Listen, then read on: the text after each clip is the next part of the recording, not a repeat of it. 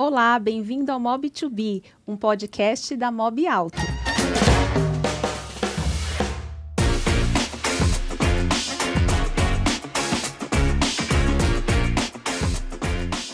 Eu sou a Fabiana Said, da equipe de marketing da Mob Alto, e aqui comigo está o Rodrigo Torres, especialista em treinamentos da Universidade Mob Alto. Boa tarde, Rodrigo, tudo bem? Oi, Fabi, boa tarde, tudo bem? Obrigado por mais um convite. Seja bem-vindo, seja bem-vinda você aí que está assistindo a gente agora. E hoje nós temos um convidado muito especial.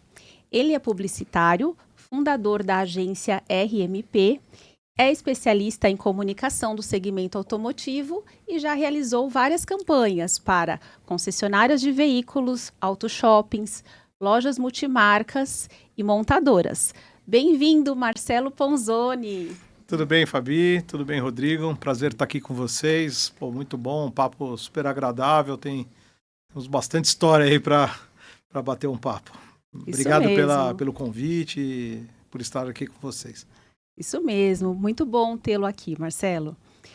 E antes da gente falar da sua atuação como publicitário, né, e como grande conhecedor do segmento automotivo, conta pra gente, Marcelo, um pouco de você, da sua trajetória, até você fundar, em 1988, a agência RMP. Bom, prazer conversar aí sobre esse assunto, né? Acho que costumo falar que minha história é bastante atípica. Eu nasci no Bom Retiro. Estudei em colégio judaico 10 anos lá no Bom Retiro, então eu tive o prazer e a oportunidade de conviver com várias etnias. Isso para mim foi assim, fundamental para a minha formação. Tive uma educação bastante progressista e isso também foi bem interessante. E durante os 15 primeiros anos de vida, assim, minha vida foi, assim, eu posso definir como maravilhosa, assim, foi um rapaz menino muito amado pelos meus pais. E, infelizmente, aos 15 anos, houve uma ruptura familiar bastante drástica, que não vem ao caso aqui ficar comentando, mas isso foi um primeiro grande divisor de águas assim, na minha vida. Eu fui morar sozinho, acabei indo morar sozinho com 16 anos.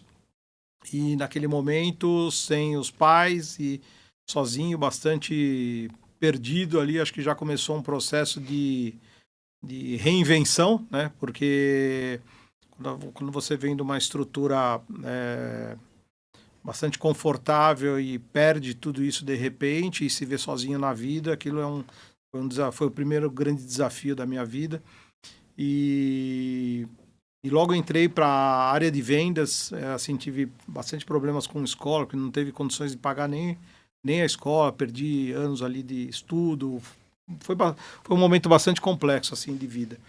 E eu acabei, acho que eu sempre tive uma veia vendedora, e eu acabei logo entrando na área de vendas, fui trabalhar com vendas de roupas e caixa de papelão ondulado, que eram duas frentes que me interessavam, e fui desenvolvendo ali na rua, sendo literalmente um mascate ali, sol e chuva, eu ali fazendo o meu trabalho, compreendendo a dinâmica e a comunicação da relação de compra e venda de mercadoria, né?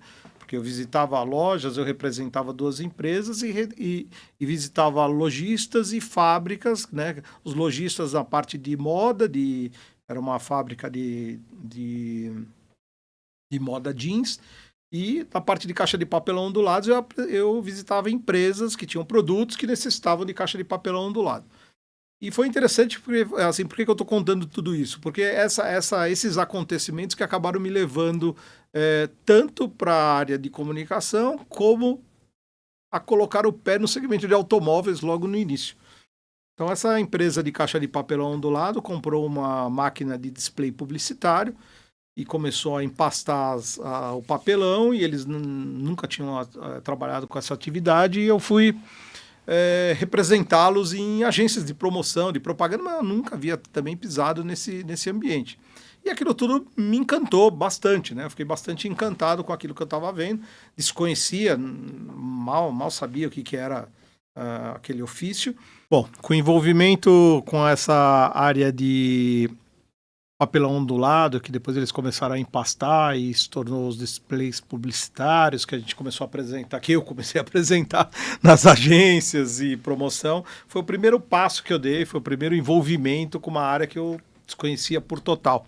E foi a partir daí que aquilo tudo me encantou. Foi quando eu decidi estudar publicidade e propaganda. Eu morava ali em Arujá, e aí seria prático para mim ali em Mogi das Cruzes. Entrei na faculdade lá na UMC e comecei a cursar o primeiro semestre da faculdade. Foi quando, logo nesse primeiro semestre, exatamente quando acabaram as aulas no dia 30 de maio, vamos dizer, exatamente no dia 5 de maio, eu tive um convite para conhecer o Ronaldo Arturo Esperança. Quem que é o Ronaldo Arturo Esperança? O Ronaldo Arturo Esperança foi um anjo na minha vida, foi uma pessoa que, graças a ele, eu cheguei onde eu estou, foi quem me apoiou e colocou o braço no meu ombro, literalmente.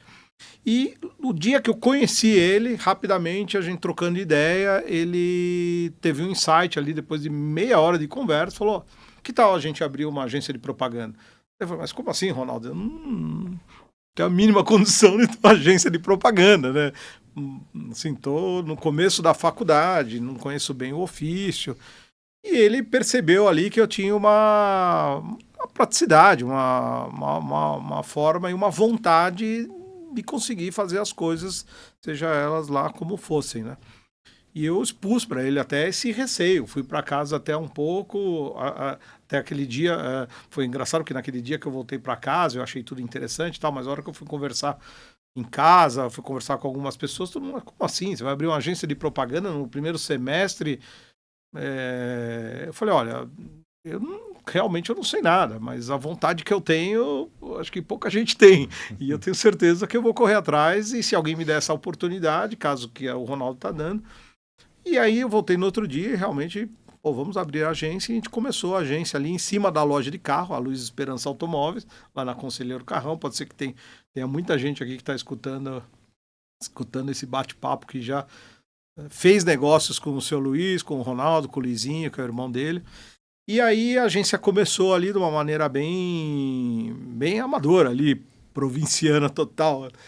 E eu, logo no dia seguinte, fui lá no Jornal Estado de São Paulo, subi no departamento comercial, perguntei como é que se fazia anúncio, daí me explicaram, saí de lá com um bloco de autorização. Naquela época era tudo datilografado, carimbado, e tinha que levar as autorizações para o jornal. E no dia seguinte, quando fui ver, a gente já estava fazendo anuncinhos de classificados da própria loja do Ronaldo. Como ele tinha muitos amigos ali na região, ele começou a ligar para os amigos, para o Nenê Automóveis, para o seu Nelson da Agulhas Negras, que hoje é o grupo Agulhas Negras, né? O seu Nelson, infelizmente, aí foi uma pessoa que eu aprendi bastante, convivi bastante com ele, tenho muita gratidão e admiração por ele. O Kilder, o Nelsinho, são os filhos deles que continuaram os negócios, né? Mas é bacana ter essa história lá com eles desde o início, né? E eu comecei a pegar as continhas, né, as contas, comecei a fazer anúncios para aquele monte de lojas de automóveis. Ele só tinha amigos de lojas de automóveis, e a gente começou a ter vários clientes ali, rapidamente, ali no segundo, terceiro mês, já estava, sei lá, com 15, 16 clientes de lojistas fazendo anuncinhos. E aí eu comecei a me interessar pela área de concessionárias. Eu via concessionários fazendo anúncio, eu falei, vou começar a abrir os braços. Mas ali naquele momento, assim, tive que aprender assim, contratei desenhistas, porque naquela época não tinha computador, não tinha nem fax, a gente fazia, as artes finais eram feitas no nanquim, letra 7, fotocomposição, fotolito, palavras que hoje você fala com os jovens, eles olham para tua cara e falam, o que é isso, o que é um fotolito, né? E eram processos totalmente amadores, né? Amadores não, processos artesanais, até, né? Exatamente, desculpa, não foi a palavra amadora. Artesanais, processos artesanais, porque uma arte final era feita ali na prancheta e chegava a ficar horas ali.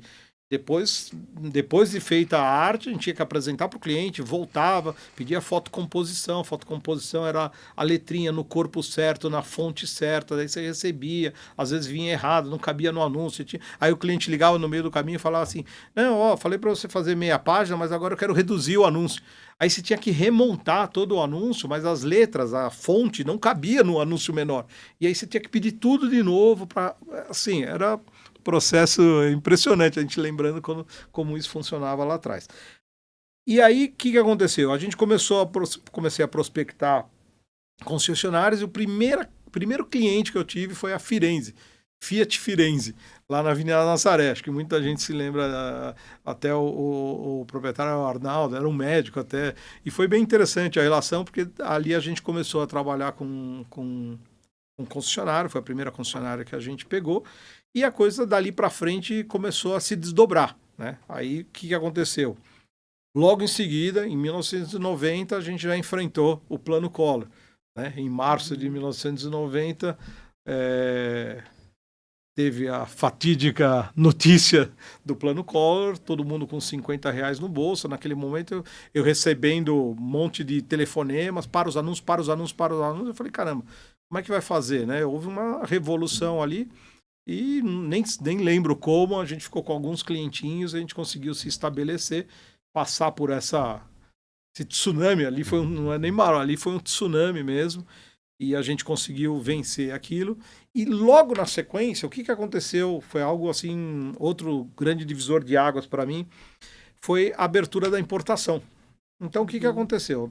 Naquele momento, com a abertura da importação, vários empresários, famílias que tinham condições financeiras começaram a trazer carros importados de Miami, né, e vender em São Paulo. E aí que começou a abrir até a Rua Colômbia ali, a Estados Unidos, começou nessa época. Sim, eu lembro até do Collor falando que os carros nacionais eram carroças, não é essa história? Exatamente, tem essa história das carroças. E aí abriu o olhar, né, que os carros estavam obsoletos tal, e veio esses carros importados, exatamente, né? Não foi e aí, isso? assim, os carros que mais tinham em Miami eram a BMW 325, o Civic, o Camry, então tinham alguns produtos, o Mustang tinha, assim, eram alguns produtos, né, que vinham que eram importados, que eles perceberam que os brasileiros tinham interesse. E nessa avenida, né, que hoje lá se concentra várias marcas, várias lojas, começaram a abrir pequenas lojas desse pessoal, começaram a abrir lojinhas para expor esses carros importados de maneira independente. Então foram abertas várias lojas. E eu logo nesse momento comecei a conquistar essas lojas para fazer anúncio. Então essas lojas, muitos lojistas que estiveram lá, hoje são donos de grandes grupos de concessionário, né? Eu queria te perguntar sobre isso, porque são mais de 35 anos desde a fundação da sua agência. Certo. O perfil de cliente brasileiro consumidor de veículo mudou muito. O perfil do mercado, do varejo automotivo, teve uma transformação gigantesca, inclusive com esse episódio da abertura da importação. E você viveu tudo isso. Você viu tudo isso acontecer até hoje. Eu estava lá no olho do furacão, né? Hoje a gente tem grandes grupos, como você falou, né? Até lojistas que antes vendiam importados, hoje são grupos de concessionárias. Me conta um pouquinho sobre isso. Assim, foi bem interessante, assim, eu tenho alguns cases legais, um deles, acho que hoje não existe mais, mas muita gente vai lembrar, que era a No Risk BMW. Né? A No Risk era um lojista que tinha loja ali na Avenida Indianópolis, e ele teve uma sacada de marketing muito legal na época, que foi o seguinte: junto com os carros que ele trazia, ele fazia compras de acessórios da Schnitzer e da Racing Dynamics, que são dois fabricantes de acessórios exclusivos para a linha BMW. Então ele não vendia nenhum carro aqui no Brasil original. Então todos os carros que ele vendia da marca eram carros com algum acessório dessas duas marcas. E eram acessórios que chamavam muito atenção. Então, além de ser um carro, uma BMW, que naquela época era o grande momento, ele vendia carros bastante transformados. E isso causou um frisson enorme. E a loja, isso era um grande, assim, era um marketing super forte deles, porque alguém que quisesse um carro original, ele não vendia, ele só vendia, só vende o carro dessa forma, e as pessoas passaram a querer o carro daquela forma que ele vendia. Então ele conseguiu criar uma certa grife nesse segmento.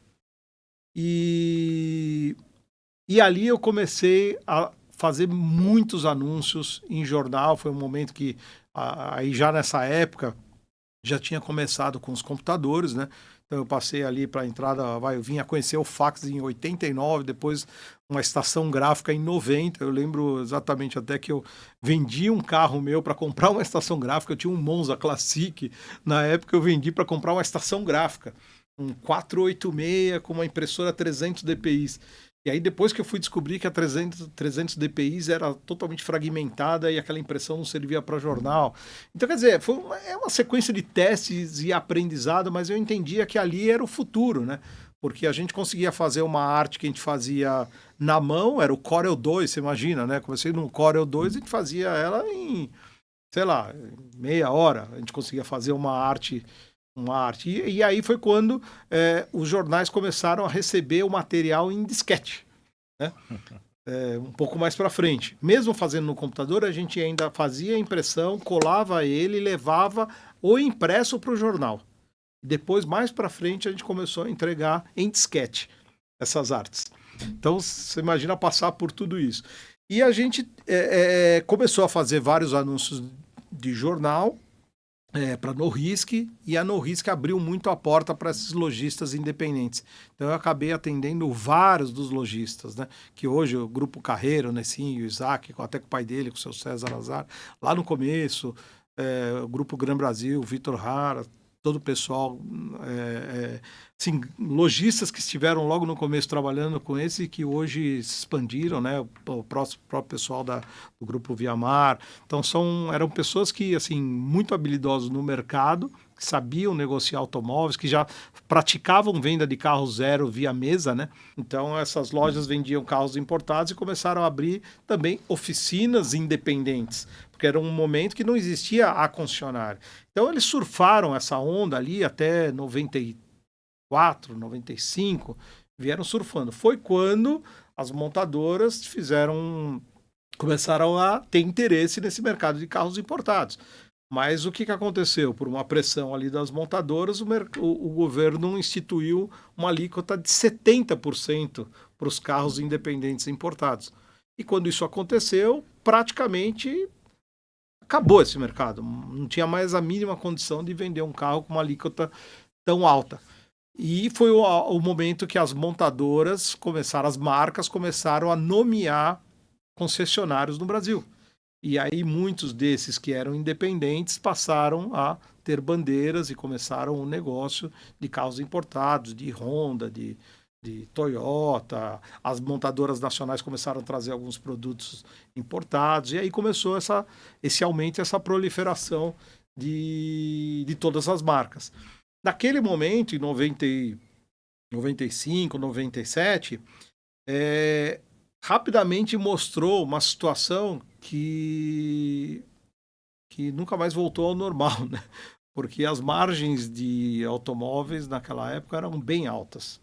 E com o aumento e com a rápida proliferação de todas essas marcas, era claro que ia começar uma guerra de preço, né? Porque iam ter muitos carros, um número de consumidor menor.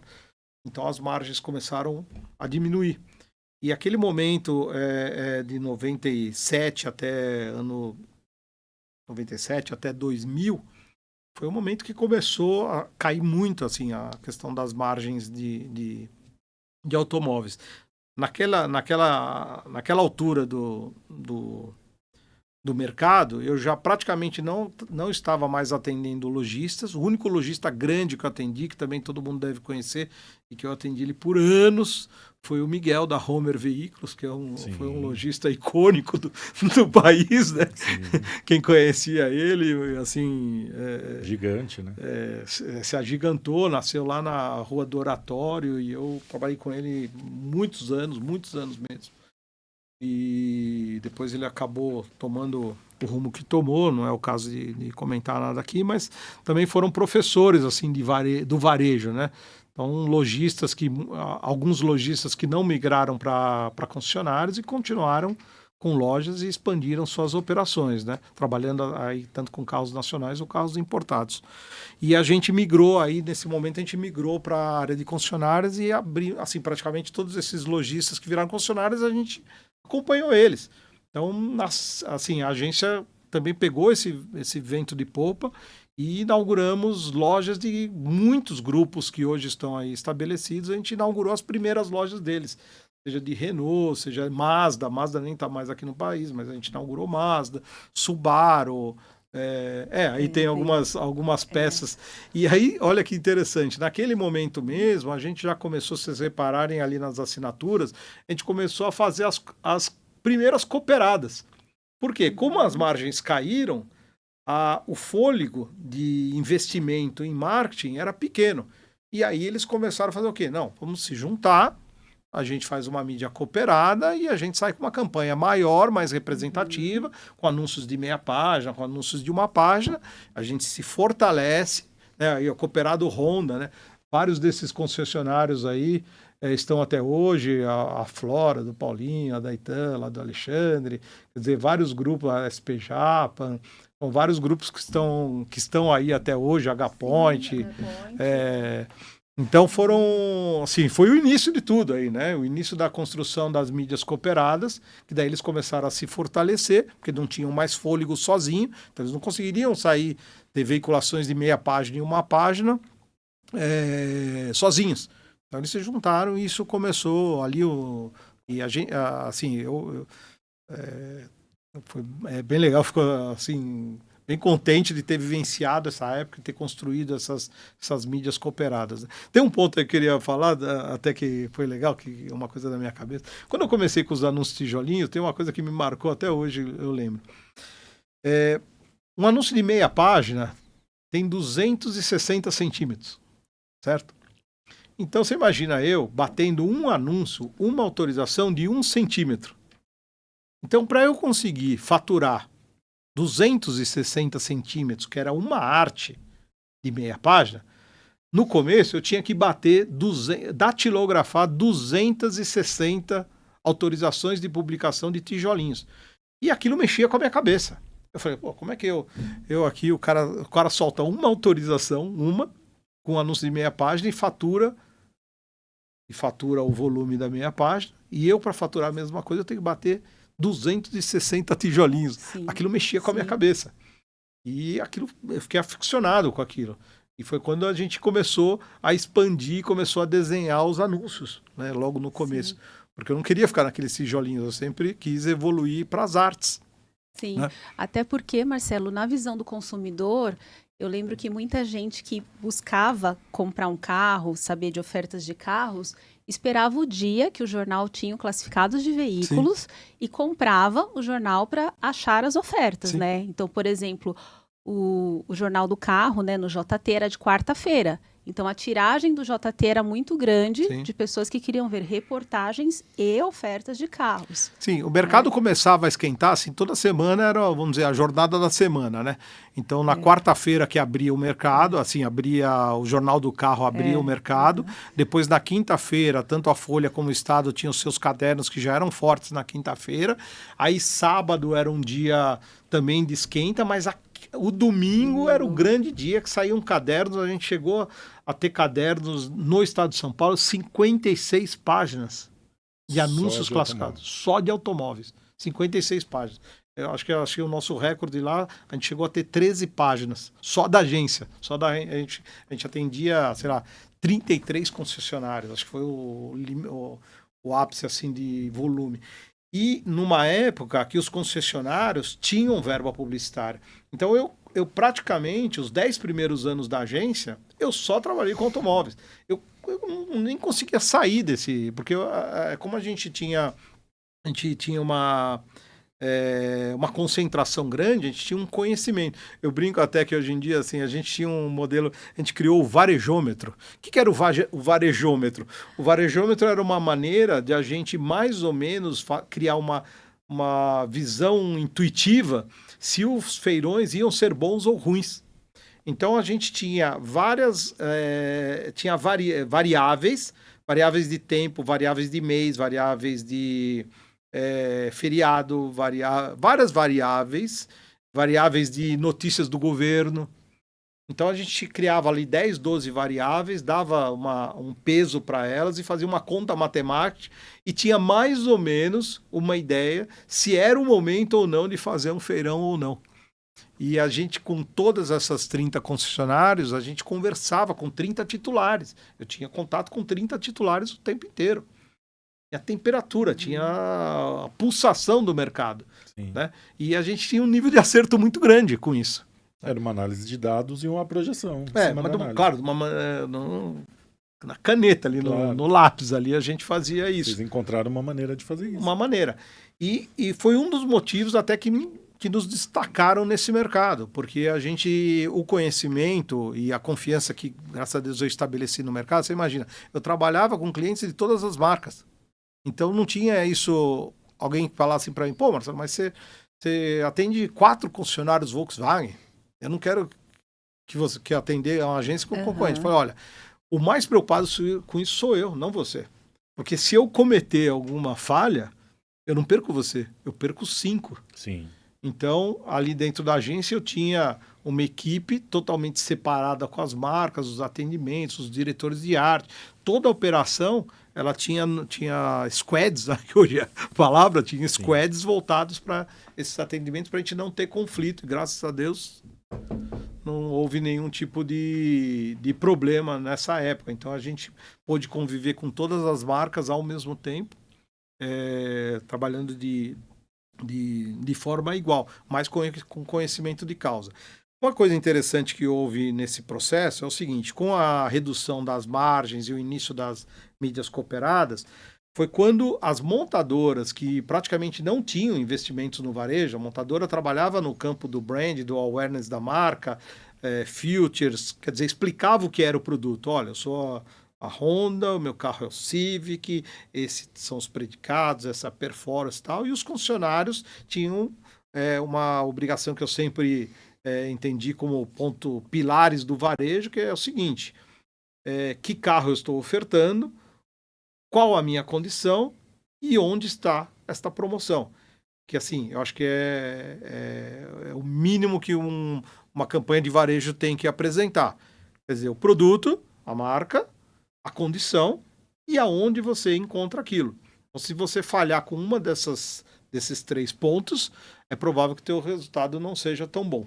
Então, as marcas faziam o trabalho de força de marca, de presença, explicação de produto, e o varejo aqui explicava qual carro que eu estou promovendo, por quanto eu estou te oferecendo e aonde está, em que momento. Né? Então, isso era a esteira ali do varejo. Né?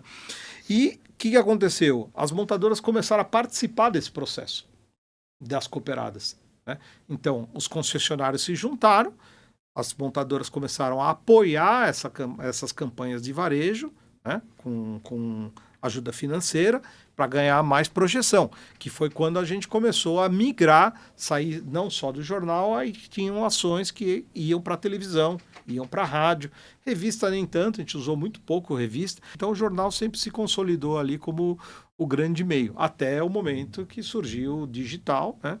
Mais para frente, daí quando surgiu o digital, e aí começou a emagrecer totalmente o jornal, e aí começou todo esse processo que é o que a gente vive hoje, de conquista de leads, de volume, de funis de trabalho, quer dizer, toda a dinâmica que a gente atua hoje em dia. Mas o mais interessante, assim, durante todo esse período foi vivenciar tudo isso, né?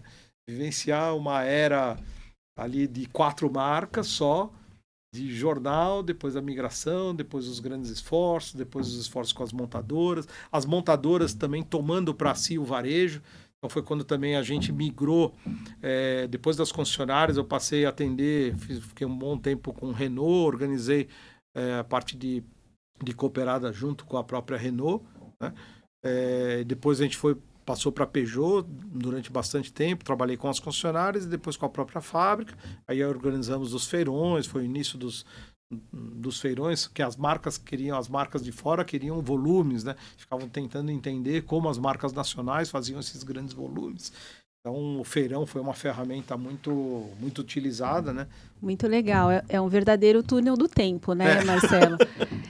E quando a gente fala das campanhas, né, que você fazia, e é até interessante essa questão de atender mais de uma concessionária da mesma marca, né? Eu queria saber um pouco, então, da parte criativa, né? Porque se você atende 3, 4 concessionárias da mesma marca, como era direcionada a criatividade, né? Cada uma tinha uma identidade, uma chamada. Sim. Como que era para a percepção do consumidor, né? Isso foi também um diferencial da agência, né? Porque a gente sempre procurou compreender, todo mundo, claro, quer se diferenciar, mas você está num mercado, é um commodity. O carro é o mesmo carro que você compra em cada concessionária, né? Então, cada concessionária tem a sua maneira de se comunicar. E ela atua daquela maneira. Então, tem concessionárias que trabalham com um foco maior em preço, ou em condição, ou na troca do seminovo. Então, cada um, em cada momento, tinha a sua estratégia. Taxas. Garantia estendida, acessórios.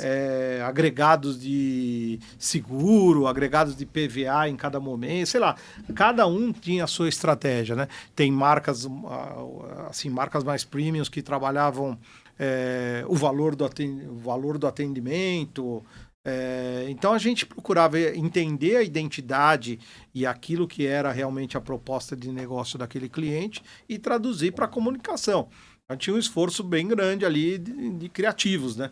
Porque você imagina no mesmo segmento, fazer 30 campanhas. Eu lembro, tiveram sextas-feiras que a gente chegou a ter mais de 120 artes criadas, que o briefing chegaram na sexta de manhã, que a gente desenvolveu durante o dia, finalizou e enviou para os veículos no mesmo dia.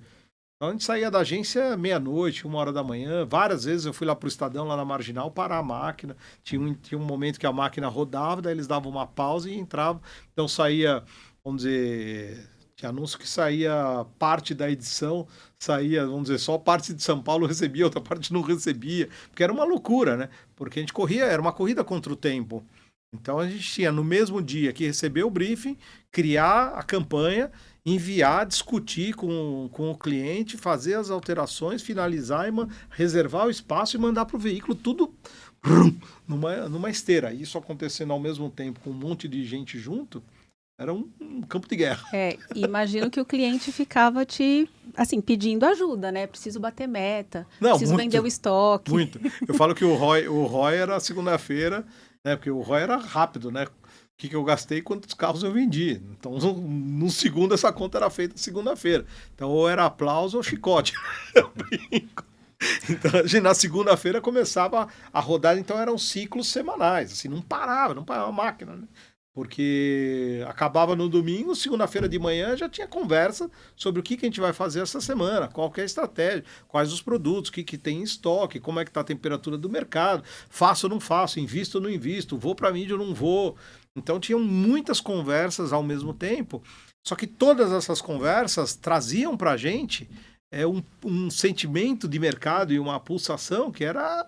A gente conhecia muito do que estava acontecendo naquela hora, né? Então a gente entendia muito dos intervalos, dos volumes vendidos na primeira quinzena e na segunda quinzena, as necessidades de completar a meta trimestral. Então a gente conhecia o negócio, a gente conhecia o mercado. Claro, todo começo de ciclo de bônus de marca a gente tenta rentabilizar, mas começa a chegar a apertar e eu preciso fazer volume. Então tinham muitos momentos que até hoje concessionários acabam vendendo até abaixo do preço que pagou o carro para fechar a meta junto à fábrica, né? Então a gente conhece bem esse fluxo.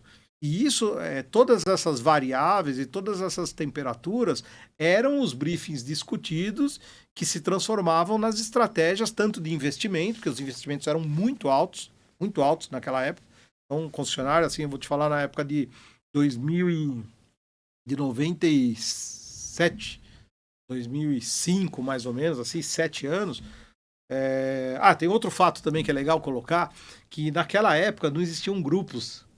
Naquela época, quando abriram todas as concessionárias, eram todas independentes. Não existia esse negócio de grupo. Cada concessionário é um dono. Um dono. Então você tinha, sei lá, 70 concessionárias, 70 donos, 70 campanhas, 70 pensa, puta, era muita coisa. E aí, conforme o mercado foi caminhando, muitos desses empresários, alguns emergiram, que tinham realmente um conhecimento, um capital para fazer a coisa girar, outros que foram caindo, então começou o canibalismo, né? Começou até as compras de concessionários, e aí a formar esses grupos que hoje existem, grupos com 40 concessionários, com 30 concessionários, com 20 concessionários, que todos esses lá no fim, muitos deles eram concessionárias isoladas, que foram vendidas para esses grupos, que foram tendo um ganho por escala, porque daí ele tinha um overhead ali concentrado na administração e tinha as concessionárias e começou a fazer esse grande negócio. Mas você concorda, assim, começa a ficar uma administração maluca, né? Porque você pega uma operação de carros usados, vamos dizer, para você ter 300 carros no chão, você tem que ter quase um giro de 900 carros, porque tem 300 em trânsito e 300 ali sendo preparados. Então você fala, tenho 900 carros usados, só que você não tem eles no chão. E aí você tem todo o processo de preparo de carro, de organização para subir as ofertas e toda essa logística integrada. Porque isso é uma grande máquina, né? Um grande relógio ali. Se para uma engrenagem, trava tudo, bagunça tudo. Então, hoje em dia, claro, a gente trabalha com inteligência de dados, que faz isso com bastante precisão e apoia os lojistas e concessionários na definição, mais ou menos, do preço que regra o mercado, né? Isso. E a imprensa também teve um papel assim importante nessa comparação de produtos e preços, né, Marcelo? Eu lembro de capas da revista Quatro Rodas, Sim. de duelos entre veículos, aquelas edições Melhor Compra, né? Então, o consumidor, que nem você falou, o mercado ele tinha opções, comparações e veículos, né, que sinalizavam para ele ali o custo-benefício, né? Sim, não, acho que a imprensa no paralelo teve, assim, ela interferia às vezes positivamente, às vezes negativamente, né? A gente lembra da Lilian Vitfib no Jornal da Globo, acho que era, e às vezes sexta-feira ficava todo mundo esperando a notícia dela para esperar se ia comprar carro ou não, porque dependendo da notícia o mercado acelerava, dependendo da notícia caiu, o mercado inteiro travava, né? Então tinha todo isso, fazia parte também dessas variáveis do varejômetro, que a gente ficava bastante atento também, porque ele se mexe, né? O mercado é um ser vivo, né? Esse mercado de automóveis, o mais legal é que ele é um grande ser vivo. E se você não estiver acompanhando ele, olhando ele com bastante atenção, trocando bastante, você pode acabar se perdendo e tomando decisões, às vezes, um pouco erradas, né? Pagando muito num carro que depois não vai vender, ou se entupindo de um estoque que depois muda produto, muda características. Às vezes você está com estoque grande, aí a fábrica anuncia um modelo novo e você está entubado com aquele monte de carro daquele modelo. Então, quer dizer, tem assim, para tomar decisões erradas, às vezes não é muito difícil. Então tem que ficar bem atento aos movimentos do mercado para saber lidar com ele. Boa. Marcelo, eu sei que você já citou aqui alguns bons cases, né? E eu sei que você trouxe alguns, até para a gente poder ver aqui, eu queria que a gente colocasse para você comentar um pouquinho o que são, o que representaram aí na sua muito trajetória. Legal. Esses cases são... tem alguns cases bem interessantes. Aqui são, assim, como eu falei, aqui são campanhas de cooperadas, né? Que eram páginas inteiras aí de jornal, que isso era frequente em todos os jornais, né? Tinha muito investimento no meio jornal, sempre com proposta. Aqui lançamento de concessionários, né? A Victual, o Grupo Victual, que tenho muita gratidão e admiração por todos esses líderes aí que fizeram minha história. A Mazda, né? Do Grupo Gran Brasil. O Gran Brasil teve um tempo, teve um histórico com a Mazda, depois não teve mais nada. Aqui a Mercedes, a gente atendeu vários concessionários Mercedes, nessa época foi a Classe. Essa campanha do Grupo Viamar, né? Eu trabalho com o Grupo Viamar praticamente não, desde o início, né? Eles eram lojistas de carro, né? Na Sonicar, e aí iniciaram a operação de automóveis em 94, com a primeira loja lá na Caminho do Mar. Depois, em 97, que a gente fez uma grande, assim, foi uma das maiores campanhas que a gente fez de concessionários na época, né? Foi o lançamento da grande loja lá do Grupo Viamar, na Iamelo, né? Volta um pouquinho, Matheus, por favor, no slide anterior. Marcelo, quem que é esse bebê? Esse Esse garoto propaganda do Grupo Viamar? Esse garotinho é meu filho, hoje com 27 anos, aí ele tinha 6 meses. Então é muito legal até, eu tenho Já uma... trabalhava na agência. Já trabalhava na agência, né? Já coloquei ele para trabalhar logo cedo, né?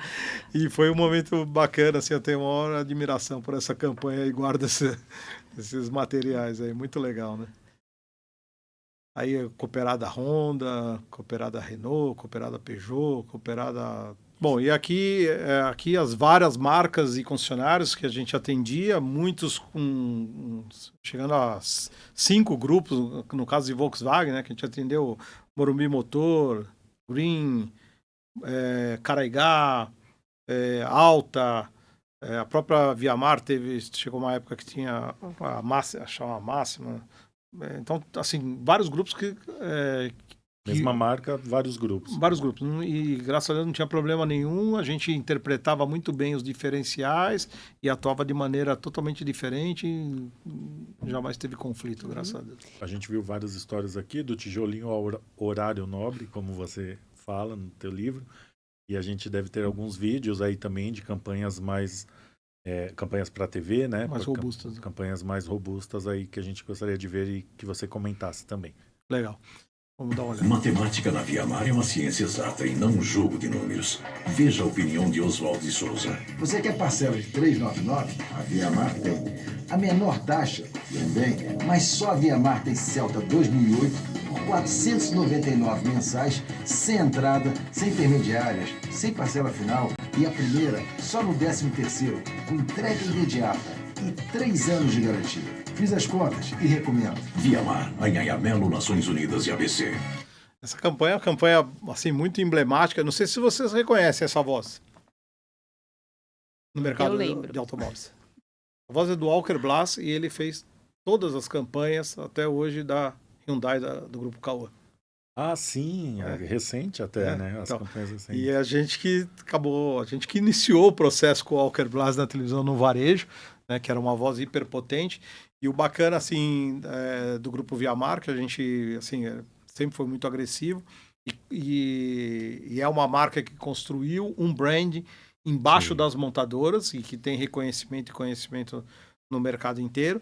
E a gente fez N campanhas, assim, com endossadores, e aqui foi uma sacada muito legal, e eu desconheço um resultado tão forte quanto dessa campanha. Nessa campanha foi investido, na época, R$1,5 milhão em todas as mídias, e a gente gerou um resultado de 620 vendas de carro em 2 dias no final de semana. Assim, foi assim, explosivo. Foi o maior resultado, o maior case que eu tenho de resultado de vendas foi com essa campanha do matemático Oswaldo Souza. Que foi algo que, assim, a hora que a gente apresentou a ideia, todo mundo olhou, nossa, mas como assim trazer um matemático para falar de... E aí ele morava no Rio de Janeiro, veio de ponte aérea, a hora que ele chegou a gente falou, caramba, como é que vai ficar? A gente ficou com um pouco de receio, Sim. Mas ele mandou o recado, tinha uma credibilidade grande, é importante essa questão do endossador, né? E daí ele endossou, entre aspas, a matemática da Viamar, com uma proposta super arrojada. Aquele dia, assim, tinha um exército, todo mundo, assim, naquela mesma semana eu lembro que vários grupos me ligaram, não, eu quero fazer alguma coisa igual a Viamar, tal. Mas o que acontecia? A primeira pergunta que eu falei, você tem 150 vendedores, você tem X mil linhas de telefone, porque é explosivo o negócio, era muito explosivo. Você ia para ter, você tira, assim, em 30 segundos você tirava o cara do sofá e fazia ele lá comprar um carro na hora. Era um negócio, assim, você parar para pensar assim, você fala, pô, como assim, né? O cara vê uma mensagem de 30 segundos, levantar do sofá e ir lá fechar um carro. Foram convertidas 620 vendas naquele final de semana. Então eram reações imediatas. E o mercado reagia muito. Naquela época reagia muito dessa forma. Né? E você entrar com imediatismo. Né? Trazia uma oferta, olha, é agora, nesse momento, é essa promoção, nesse produto, nesse lugar. Era uma coisa teleguiada. Assim, o cara levantava e ia comprar o carro. Mas isso era mais poder de persuasão da campanha em si, ou era realmente o perfil de compra do consumidor? Acho que era uma junção de fatores, Rodrigo. Acho que era uma junção de fatores. Porque se você errasse em algum ponto da comunicação, você poderia pôr tudo por água abaixo, e você tinha que montar uma mega estrutura para atender uma campanha desse tamanho. O risco era muito grande, você imagina um investimento desse valor, então tudo tinha que ser muito milimetricamente calculado, para que não houvesse um erro muito grande. Como eu te falei, o varejo, assim, a gente tinha que calcular quando a gente vai fazer, que dia a gente vai fazer, como é que tá a política, como é que tá a temperatura, como é que tá tudo, assim. Então, tinha aquele momento do alinhamento dos astros, né? Sim. Tá, tudo certinho, tá mais ou menos alinhado, é agora. Daí, acionava aquilo lá e fazia a coisa acontecer rapidamente, né? E aí tiveram vários outros filmes que você vai passando aí, até olhando enquanto a gente vai conversando aí, que foram, assim, centenas. Para Peugeot, essa parte de varejo, a gente fez mais de 120 filmes de campanhas. Tem um vídeo legal da Peugeot também. A Chevrolet é líder de mercado e a Via Mar é líder incontestável da marca há 3 anos. Para agradecer e comemorar com você esse resultado, a Via Mar preparou a Super Venda Via Mar. Meribo Astra 37.990 sem entrada. Classic ou Celta Spirit 20.990, só 20.990 sem entrada. Crédito aprovado no ato, troca com troco e 60 meses para pagar. E liderança, e crédito, e Super Venda Via Mar, Ayaya Melo e Nações Unidas. Você vê, proposta, valor agregado. Pô, eu tenho preço, eu tenho condição. Nesse final de semana, esse produto aqui com a gente. Então, quer dizer, né, dava aquela vontade, ainda mais com esses preços, né? Eu fiquei curioso com isso. Que ano que deve ser isso? Esse aí, 97, 98, 99... Não, 2009, desculpa. 2009, mais ou menos. Engraçado que o preço não mudou, né? Porque uma Meriva 2009 deve estar o mesmo valor hoje. Deve estar Mantém o mesmo preço, né? A 2009 está esse mesmo valor. A 2009 está o mesmo valor. Né? E que saudades da Meriva, né? É um carro que... E era bacana, né? Porque a gente testava muito. Você vê, a gente testava maneiras de se comunicar, testava endossadores, então a gente sempre... E a Via Mar sempre foi muito agressiva nisso, né? E com isso construiu um nome nesse mercado em função de todo esse esforço, né? Que agregava muito valor para a marca, né? Você até comentou, né, Marcelo, que recentemente a Via Mar foi eleita, né, como uma das concessionárias mais lembradas pela Veja. O ano passado, né? Isso surpreendeu a gente, né? Porque a Via Mar faz tempo que tá fora assim, de ações muito fortes, até de brand e tudo. E mesmo assim, o ano passado, a Veja, assim, surpreendentemente, saiu como eleita a segunda marca mais lembrada de concessionárias em São Paulo. Muito legal. Tem um filme da Peugeot também, vamos ver? 3 dias de ofertas. Nesta sexta, sábado e domingo. Negócios em dose tripla. É o verão de fábrica Peugeot. Peugeot 207 1.4 Flex a partir de 27.990. Peugeot 207 Passion 1.4 Flex completo 37.290 com ar grátis. E toda a linha 207 307 com 0 de entrada. Verão de fábrica Peugeot. Estacionamentos do Shopping Eldorado, do Carrefour São Bernardo e nas concessionárias da Grande São Paulo. É 3 vezes melhor. Aí já é uma mídia cooperada, mídia né, cooperada, Marcelo? Mídia cooperada. Montadora, um feirão de fábrica organizado pela montadora, junto com os concessionários, né? A gente teve essa sacada, como eram tudo 3, daí a gente falou, vamos colocar o cara 3 vezes. E essa campanha deu um resultado bem legal, muito se bom. movimentou muito. Esses feirões eram muito fortes, né? Marcelo, e falando um pouquinho de branding no setor automotivo, em teoria, as concessionárias representam uma marca, certo? Né? Ou, teoria não, é a realidade. No caso de grupos, às vezes mais do que uma marca. Mas existem grupos que se tornaram tão fortes que o nome do grupo se tornou uma marca. Sim. Né? Além daquela que ele representa, além da montadora.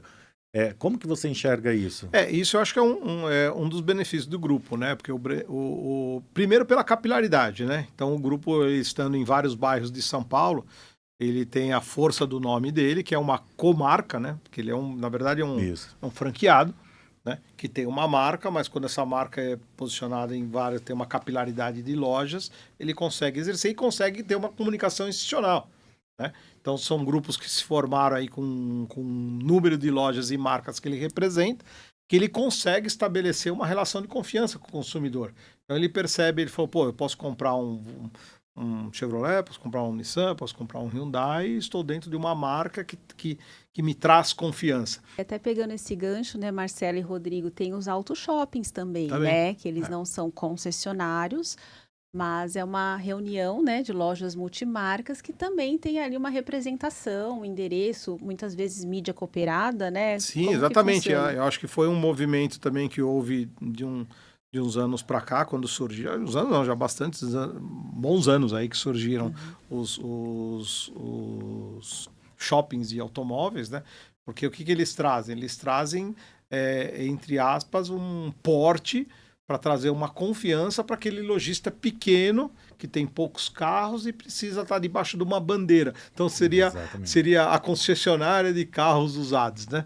Então seria esses shoppings, eles trazem um ambiente, uma diversidade de produtos e cada um lá negocia da sua forma os seus carros. Então também foi um movimento interessante para os lojistas, né, que conseguiram estar debaixo de uma bandeira que tem até um pouco de força em função do grupo de ir para a mídia, né? Porque um lojista não, assim, ele tem a verba dele é pequena, ele consegue fazer ações locais ali, investimento no próprio negócio dele, né? E ações locais de mídia com os meios digitais que conseguem fazer coberturas de raio pequeno.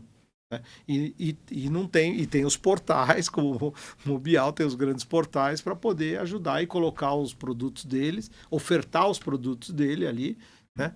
E quanto melhor ele ofertar com qualidade e preço, que nem a gente estava falando agora há pouco, o produto seminovo ele é único. Né? Único. Não tem um igual ao outro. Então você pode ter a cor, o ano e o carro, a cor e o ano igual. Só que cada um desses carros são diferentes. Então ele é cuidados de maneiras diferentes. Cuidados de maneiras diferentes, com quilometragens diferentes, com usos diferentes. Então as pessoas, quando querem, existe uma migração grande até de distância, né, em busca de um carro seminovo. Então, se eu achei um carro seminovo, está numa distância de 15 quilômetros, mas é aquele que eu quero, está naquele, mais ou menos naquele valor, aquela quilometragem, é na cor que eu gostaria.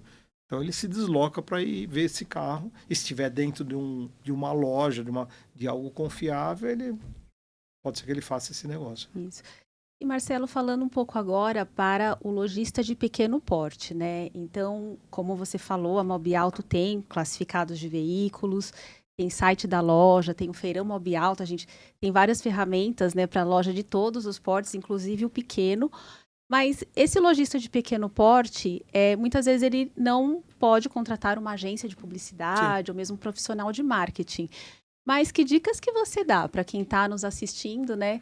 O que esse lojista pode fazer para ter uma comunicação eficiente da sua loja? Eu acho que assim, a primeira coisa, acho que a primeira lição de casa é comportamental, né? Um lojista de pequeno porte, como você mesmo falou, ele não tem verba, não tem profissional, não tem nada. Então, só que ele tem a oportunidade de ter excelência no trabalho dele, né?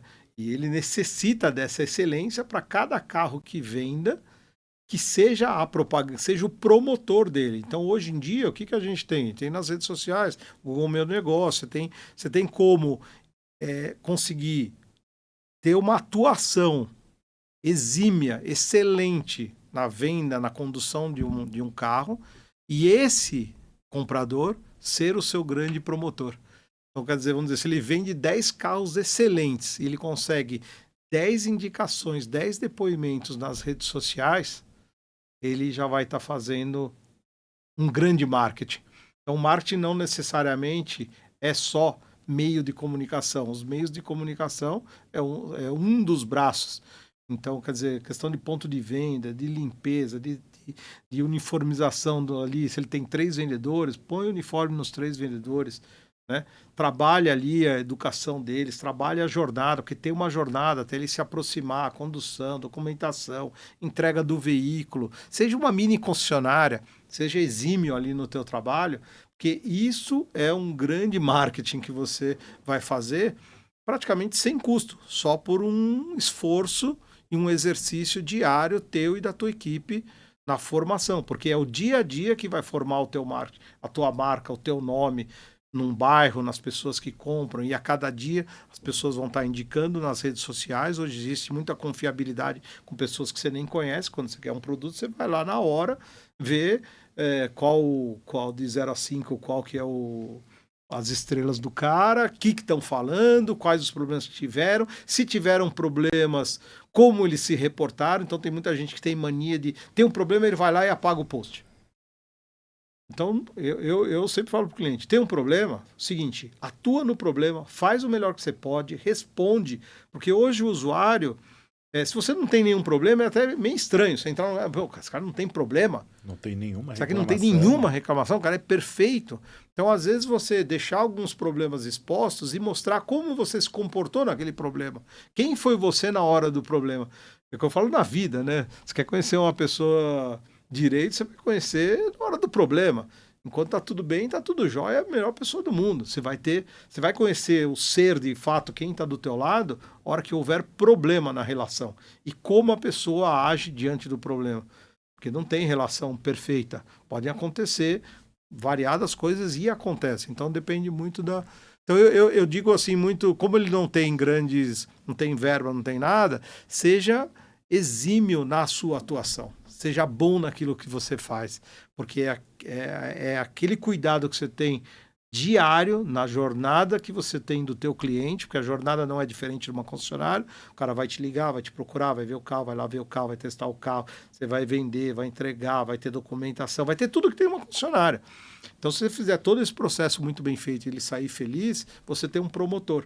E fazendo isso diariamente, daqui um tempo, como você não tem... É o que eu falo, ou você faz isso, ou você vai falar o quê? Vou ficar esperando um dia ter propaganda. Mas mesmo o cara que tem dinheiro de propaganda e faz tudo isso errado, ele fica dependente da propaganda. Por quê? Porque ele só vende carro quando ele faz propaganda. Então ele não consegue criar uma carteira, não consegue criar um nome, não consegue gerar atributos à marca dele. Porque passa 1, 2, 3 anos que passam rápido, 3, 4 anos. Você imagina quantos promotores que você pode ter em 4 anos fazendo um trabalho muito bem feito. Então eu acho que assim, a minha grande dica para quem não tem condições é ser exímio e pegar muito no pé de todo o processo e todo o cuidado da jornada para você realmente ter relevância como um bom lojista, né? Muito legal. E com as mídias digitais, né, Marcelo, também fica acessível a questão, ele pode gravar um vídeo, né? Sim, no próprio celular, exatamente. Pode postar, então ele tem que, tem claro, opções, ele tem que, né? Hoje está muito prático, né? Gravar os Reels, pôr os posts, fazer raios de cobertura, trabalhar assim, com a ajuda dos algoritmos, conseguir um resultado ali com baixos investimentos, né? Muito bom. O que você está dizendo basicamente é que o comportamento também está comunicando algo. Sim, é marketing. É marketing, exatamente. E você, nessa sua jornada, trabalhou e se relacionou com titulares de concessionárias, com diretores, com gerentes, acredito que com vendedores também. Também. Para atuar no mercado automotivo, na sua opinião, basta entender de carro? Ou você acha que tem uma série de outras habilidades que precisam ser desenvolvidas? Eu acho que tem vários skills, né, hoje que são necessários para você atuar. Você pode até num primeiro momento entrar com só um conhecimento de carro, mas rapidamente, principalmente dentro de uma concessionária e com as exigências que as montadoras têm hoje do desenvolvimento de um profissional dentro de uma marca, né, quer dizer, para ele realmente ter um horizonte, para ele seguir, para ele ter crescido. Ninguém quer entrar lá e ficar só naquilo que ele está fazendo. Todo mundo quer evoluir. Então ele precisa desenvolver todas as outras áreas, principalmente as áreas comportamentais, humanas. Hoje existem muitas oportunidades de vendedores que se tornam gerentes. Mas nem sempre um bom vendedor, às vezes você tem um bom vendedor que se torna um péssimo gerente, né? Então se você, estando gerente, já se vê num cargo estando vendedor, já se vê num cargo de gerente, então seria melhor você já começar, se eu quero estar lá, já vou começar a buscar conhecimento, informação, espelhos, né?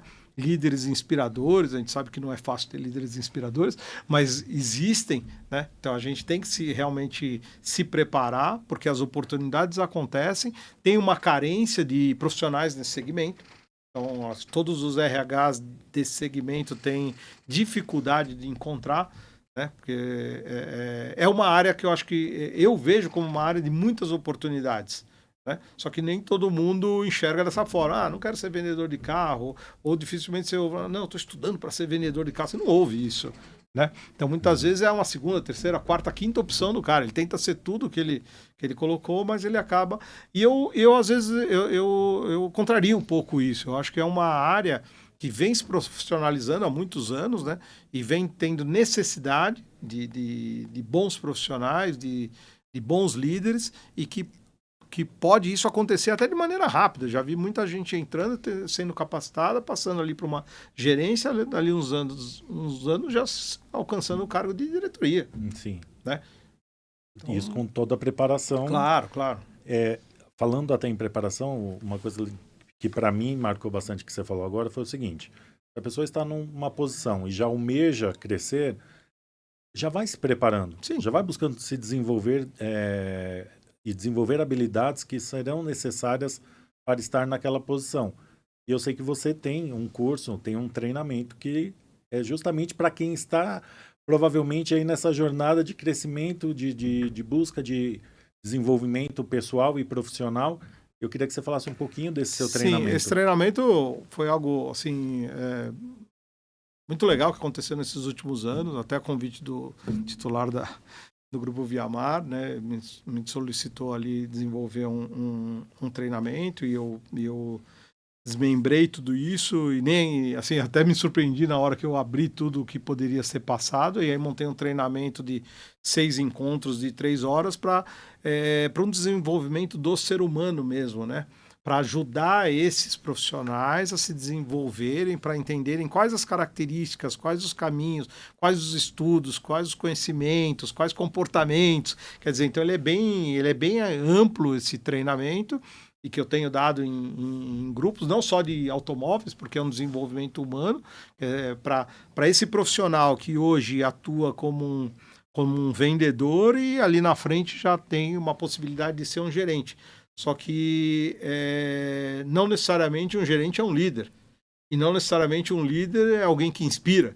Então são coisas que evoluem uma atrás da outra, e que você tem que buscar e tem que querer e tem que mudar hábito e tem que entender o porquê de tudo isso, né? Mas quando você tem uma oportunidade de sair de um campo isolado ali de um vendedor e assumir uma gerência de loja, eu vejo muita oportunidade, porque os grupos para gerentes entregam a chave da concessionária para um gerente. Sim. Poxa, caramba, eu sou o cara aqui dessa...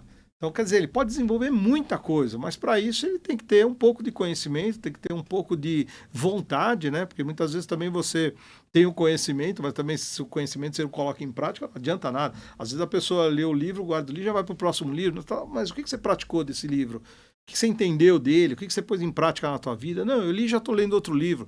Não, mas eu não sei, eu sou assim, quando eu fecho a última página do livro, aí eu vou, o que eu tirei desse livro? O que eu vou fazer com ele? O que eu vou mudar na minha vida? Como eu vou ativar todo esse conhecimento, né?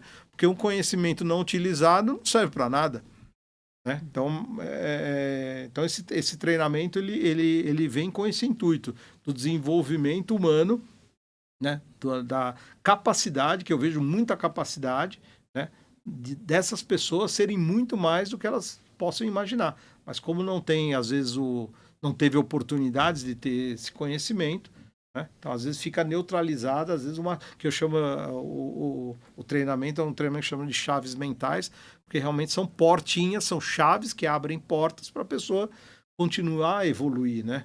Não ficar ali. Às vezes, você não consegue abrir essas portas sozinho. Então, você precisa de um novo conhecimento para percorrer mais um tempo, né? Show. A gente que... Na Mob Alta a gente tem também alguns produtos, algumas vertentes nesse campo da educação. Temos a nossa graduação em gestão automotiva. Temos internamente uma plataforma de treinamento para todos os colaboradores. Temos treinamentos em company também, onde a gente vai nas lojas, nas concessionárias, fazer esse treinamento para os grupos. E estamos em vias de desenvolvimento de um MBA, onde provavelmente teremos você como professor. Estamos Vai ser uma honra. Com o convite aberto, porque eu acho que o seu conhecimento e a sua forma de visão de desenvolvimento humano mesmo vai contribuir muito com esses futuros alunos desse curso de MBA, que eu tenho certeza que a gente vai fechar essa parceria e vamos muito vamos legal. Eu tenho muita crença assim, na questão do desenvolvimento humano, né? Porque de madrugada você que está parado não faz nada, não produz nada, não acontece nada. São as pessoas dentro dos locais que conseguem fazer aquilo tudo andar. E isso tem muito a ver com a questão das lideranças, né? Porque quanto mais você está ali desenvolvendo um trabalho com pessoas, né? Eu acho que é uma obrigação do líder ensinar, né? Ajudar. É o líder prestador, o líder servidor. Eu não estou aqui para ser servido, eu estou aqui para ajudar a minha equipe a desenvolver o melhor trabalho. E não simplesmente para querer que vocês me sirvam, é o contrário. É uma outra visão. Tanto que nesse meu treinamento eu chamo como mudanças de lógica, inversão de lógica. Né? Até faz parte do nome do treinamento. Né? É a inversão da lógica. Quer dizer, vamos inverter lógicas, porque muita gente às vezes é preso num paradigma e acredita que tem que ser daquela maneira ou da maneira que ele aprendeu e segue fazendo coisas erradas a vida inteira. Depois não entende muito por que não consegue a adesão das pessoas, por que a equipe não segue ele, porque ele não consegue a performance que ele quer. Né? Porque isso, assim, é um campo muito amplo. Eu adoro essa área de liderança, curto explicar, ensinar, trocar sobre isso, porque é um aprendizado contínuo, né? Eu acho que não existe quem saiba tudo sobre esse tema, né? Então, por isso que precisa trocar e evoluir bastante nesse sentido, né? Quando vocês me convidaram para vir aqui conversar sobre tudo isso, eu falei, pô, engraçado, né? Porque assim, isso está guardado comigo, né? E tem tantas histórias, tantos acontecimentos que a gente vivenciou isso na prática, né? Todos esses momentos. E eu tenho uma gratidão enorme pelo mercado, eu tenho carinho pelo mercado. Embora eu tenha, um certo momento, me desviado um pouco e migrado para outros mercados, até em função de um enxugamento de verba, como visão de negócio, aquilo para mim em alguns momentos não foi interessante. Eu migrei, atuo com grandes empresas, com posicionamento de marca, com o Grupo Souza Lima, com a Deri, fitas e adesivos, com a Sil, fios e cabos elétricos, aquele brand, aquela marca, fomos nós que ajudamos a construir no começo. Então tem grandes marcas de outros segmentos que a gente atuou e que eu tenho assim, muita gratidão pelo mercado, porque o conhecimento, o aprendizado no segmento de varejo automobilístico me deu muita visão. Então, quando eu levei parte desse conhecimento para outros mercados, isso foi assim explosivo, né? Porque ele cobra muito, ele é dinâmico, ele é inventivo, ele é inovador todos os dias. Então, quem está de fora pode até parecer estático, mas tem muitos desafios pela frente. Agora, com o advento dos carros elétricos, com esse desconhecimento do que vai acontecer daqui para frente, com as mudanças, né, no comportamento das mídias. Então, a gente está aí com mídias que às vezes mudam as regras no meio do caminho. Então, você fica lá um tempo quebrando a cabeça num caminho, daí acerta. Daqui a pouco a plataforma muda as regras. E aí você se perde em todo aquele caminho. Então, aquilo que você estava gerando de leads, com aquele CPL baixo, com aquele resultado que você tinha, muda tudo, cai tudo por água abaixo, você tem que achar outros caminhos. Então, continuo entendendo que a questão de unificação de meio e mensagem é explosivo. Então, o que eu falo como dica, tome muito cuidado com a mensagem. Então, às vezes, você tem que calibrar a sua mensagem. Às vezes o pessoal fala, não, a mídia não dá resultado. Falei, coloca um preço errado ali para você ver. Coloca um preço mais baixo, erra um preço sem querer verdade. E vê o que acontece. Teu telefone vai explodir. Então, quer dizer, o fio tem energia. Está mandando a mensagem. Será que você que está errando na calibração dessa mensagem? Porque o varejo pressupõe de proposta. Então, quanto mais agressivas forem as suas propostas, melhor ele vai reagir. Então, muitas vezes, você vai ali com propostas papai e mamãe e começa a julgar ou criticar o meio. Né? Esse veículo não dá certo, fiz propaganda ali, não funcionou. Porque é muito fácil você culpar os outros. Claro. Agora, você olhar um pouco para o teu umbigo e falar, caramba, será que realmente eu estou sendo agressivo? Será que eu estou tendo uma proposta? Será que eu estou querendo preservar muito margem? Querendo ganhar dinheiro aqui, mas ninguém vem aqui comprar, então que adianta você ter um preço alto? Aí você acha que só o fato da propaganda vai resolver? Não, porque é aquilo que eu falei, quem define o preço não é você, é quem está comprando o produto. É uma união, né, Marcelo? Então, uma junção. A gente falou muito de comunicação, mas como você diz, une também uma condição comercial atrativa e o atendimento do vendedor para realmente fazer a venda, né? Fidelizar o cliente. Então, realmente é uma união. Sim, aí saiu de áreas agora uma esforços. pesquisa da McKinsey que está aberta aí, que 76% dos clientes eles desistem da venda pela experiência.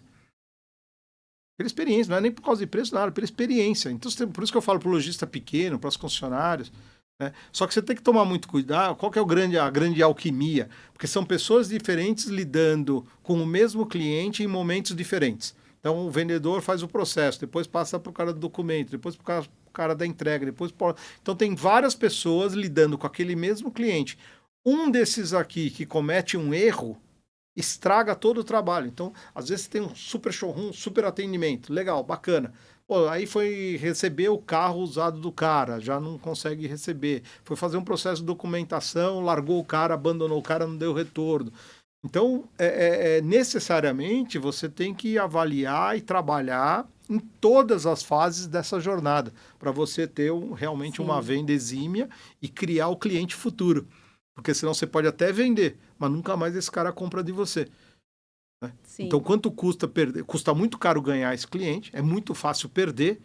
E como é que você vai fazer? Você vai ficar toda hora gastando de novo para pegar um cliente novo e perdendo o cliente lá na ponta, né? Então, isso é mais barato manter. Muito mais barato, né? Só que também precisa trabalho, precisa esmero, precisa dedicação, precisa acompanhamento. É a experiência do cliente, né? Como um todo. Muito bom. Então, a gente acaba sempre falando um pouco mais aí, mas agradecer também vocês legal. Aí pelo espaço, o papo, a gente ficaria horas aqui conversando, teriam muitas histórias aqui, foi um prazer, muito bom estar aqui com vocês e trazer de novo essas histórias à tona aí para a mesa. Foi muito bom. E a gente também agradece a sua audiência. Se você quer saber mais sobre os produtos da Mobiauto para a sua loja ou concessionária, acesse mobgestor.com.br. Até o próximo Mob2B.